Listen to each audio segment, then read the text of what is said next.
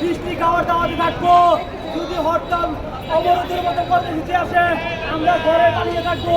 এমন কর্মসূচি আমরা চাই না। সংগ্রামী সাথী,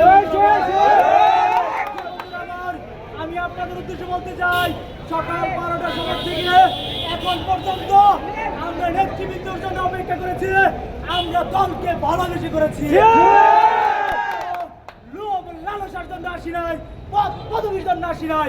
পদ পদবীর জন্য যদি আসতাম অনেক দিন আগে সেটা সম্ভব ছিল। আমি বলতে চাই, ফুলবাড়িয়ায় আগামী দিন যে আন্দোলন সংগ্রাম হবে সেটা ফারুক ভাইয়ের নেতৃত্ব।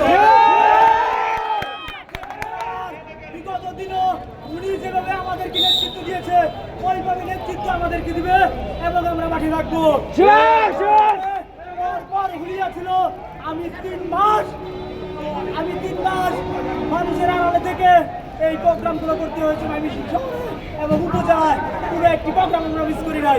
তাই আমি আগামী দিনও তোমাদের সকলের সহযোগিতা চাই। এই বলে আমার সংক্ষিপ্ত বক্তব্য এখানে শেষ করছি। শহীদ প্রেসিডেন্ট জিয়াউর রহমান হোক, খালেদা জিয়া জিন্দাবাদ, তারুণদের অহংকার তারেক রহমান জিন্দাবাদ। সবাইকে ধন্যবাদ। আসসালামু আলাইকুম।